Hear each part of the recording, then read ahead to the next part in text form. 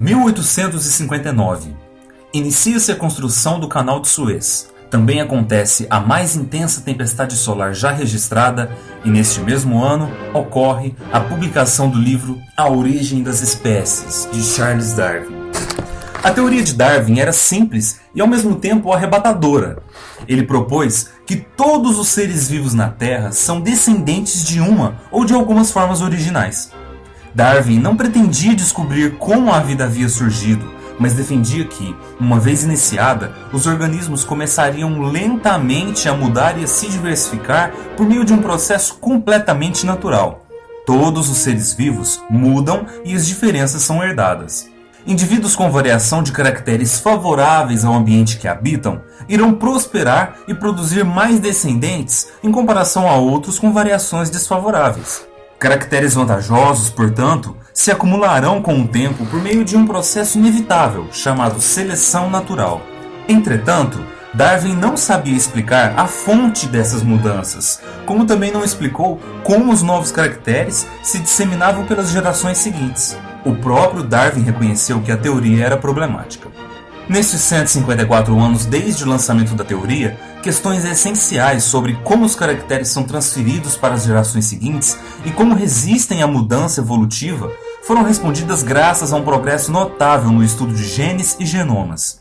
Cientistas seguidores de Darwin e que hoje estudam a biologia evolutiva entendem pelo menos os fundamentos moleculares básicos da admirável diversidade de plantas e animais que nos rodeiam. Como a própria teoria de Darwin, as causas das variações muitas vezes são simples, embora seus efeitos sejam profundos. E muito adequadamente, essas descobertas foram surgindo em uma série de passos, muitos deles no exato momento em que se comemoravam sucessivos aniversários do lançamento do livro de Darwin. 1900.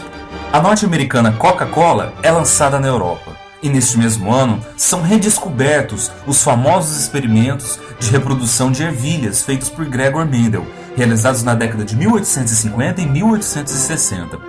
Diferentes ervilhas no jardim do monge austríaco exibiam diferenças morfológicas nítidas, como caules altos e baixos, sementes rugosas e lisas, etc. Quando os pés de ervilha, considerados geneticamente puros e de diferentes tipos, eram cruzados, os descendentes geralmente eram parecidos com um de seus ascendentes. Podiam reaparecer de forma pura em gerações futuras, demonstrando que a informação genética para as formas alternativas não haviam se misturado.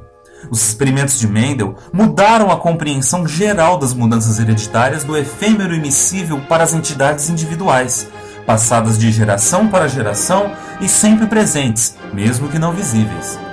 Mas o que a baiana quer? 1909. Nascimento da cantora Carmen Miranda. E também são comemorados os 50 anos do lançamento do livro A Origem das Espécies. A origem das variações ainda era desconhecida, mas a informação genética estava se tornando uma entidade física, graças principalmente aos trabalhos de Mendel. 1959. Início da Guerra do Vietnã. E neste mesmo ano, comemora-se 100 anos do lançamento do livro de Darwin. A informação hereditária nos cromossomos já tinha sido rastreada como um polímero chamado ácido nucleico. James D. Watson e Francis Crick propuseram uma estrutura para a molécula de DNA em 1953, o que mudou bastante a compreensão física da hereditariedade e da variação. O DNA possui uma estrutura formada por cadeias repetidas de açúcar e fosfato, em uma forma de dupla hélice. As duas fitas do polímero são unidas pelo pareamento complementar entre 4 bases químicas possíveis: adenina, citosina, guanina e timina, com suas respectivas letras A, C, G e T, que as representam e que também formam a base de uma linguagem genética simples.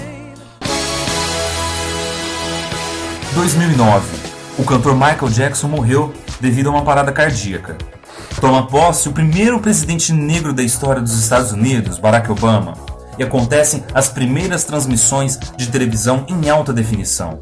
Neste ano, ocorrem os 150 anos do lançamento do livro A Origem das Espécies. Métodos de sequenciamento de larga escala permitiram ler genomas inteiros e o estudo da variação genética, matéria-prima do processo evolutivo proposto, com detalhes sem precedentes. Ao sequenciar vários organismos e seus descendentes e depois buscar eventuais mudanças espontâneas na longa cadeia de letras de DNA transmitida de geração para geração, cientistas mostraram claramente que essas mudanças realmente ocorrem com regularidade. Assim, com a trajetória desses mais de 150 anos de publicação do livro de Darwin, o homem pôde observar o poder da seleção natural sobre as populações e compreender como as variações, desconhecidas por Darwin, surgem e acontecem nos organismos.